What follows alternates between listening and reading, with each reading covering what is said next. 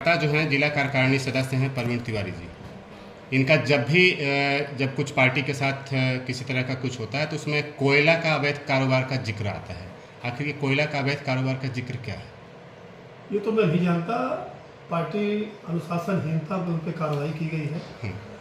एक पार्षद थे परमेश्वर पटेल, जो बिना बताए पार्टी से दूसरे पार्टी में चले गए। उनके ऊपर इन्होंने बैठक में कार्यकर्ताओं के साथ अभद्रता की थी, इसलिए इनको 7 दिवस का नोटिस दिया गया था। नोटिस का जवाब संतुष्ट न होने के कारण इनको 6 साल के लिए प्राथमिक शिक्षा से बाहर किया गया था। ये कोयला कबाड़ जो लोग काम करते हैं वो जाने किसके साथ इनका जुड़ाव है, किसके साथ ये दूरी हो रही है, किसके साथ नज़दीक हो रहे हैं, ये तो वो बताएंगे कि कोयला कबाड़ का क्या विषय है। उससे स्वयं से पूछिए कि कहाँ काम कर रहे थे, कहाँ को नुकसान हो रहा है, कहाँ घाटा हो रहा है, वो तो बताएंगे ना। उनका तो कहना है कि हमारे ऊपर जो है ये अनुशासनात्मक जो कार्रवाई की जा रही है, चाहे जो भी पार्टी की तरफ से हमारे साथ किया जा रहा है, ये सारा माजरा जो है कोयले के कारोबार से जुड़ा हुआ है। बताएं ना कुछ कोयले व्यापारी को नुकसान किए हैं, फायदा पहुंचाए हैं, कौन उनको नुकसान फायदा पहुंचाए, क्यों नहीं बताते हो? कौन है वो आदमी? ये तो उनसे सवाल पूछना चाहिए। मैं तो भारतीय जनता पार्टी का जिलाध्यक्ष होने के नाते भारतीय जनता पार्टी में अनुशासन रखने वाली पार्टी, अनुशासन जो नहीं रखेगा उसके विपरीत जाएगा, पार्टी को नुकसान करेगा, पार्टी की विचारधारा से बाहर जाएगा, उसके लिए पार्टी फोरम बना हुआ है। बहुत से लोग पार्टी से निष्कासित हुए हैं और पार्टी में बाहर भी आए हैं। उनका जो पत्र जो हम उनको देना चाहिए, जवाब अगर सही होता तो ये विषय ना आता। बहुत से लोग पार्टी में गए हैं, 6 साल के लिए गए हैं, फिर भी वापिस आए हैं। तो इतनी घबराहट उनको क्यों, इतनी बेचैनी तो उनको क्यों, ये तो उनसे पूछना चाहिए ना।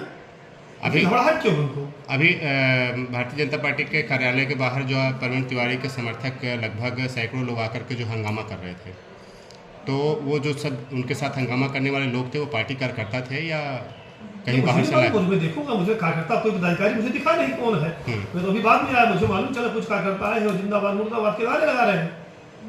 आचार संहिता लगी हुई है, आपको पार्टी का ज्ञान नहीं है, आपको संगठन के बारे में जानकारी नहीं है, नियम कानून के बारे में जानकारी नहीं है, आपको निष्कासित किया गया तो आपको भोपाल इतना बड़ा हमारा पार्टी कार्यालय वहाँ भी सरना चाहिए।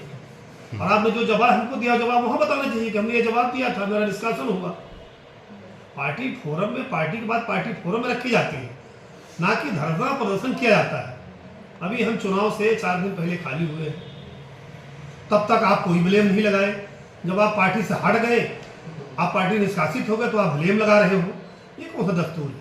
हंगामा करने वालों में अगर पार्टी के कार्यकर्ता हुए तो क्या उन पर भी कार्रवाई होगी? बिल्कुल कार्रवाई होगी। अगर वो बिना अनुशासन के और किसी बिना जानकारी के कोई भी कुछ काम करेगा तो जो पार्टी को करना चाहिए जो नियम कानून के तहत, तो उसमें कार्रवाई होगी।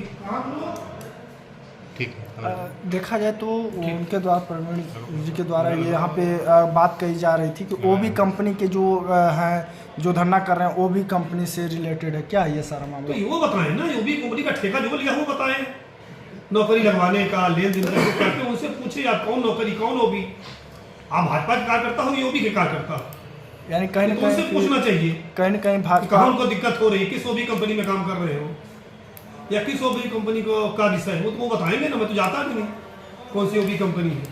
जो दलाली करते हो उनसे पूछिए कि क्या विषय है।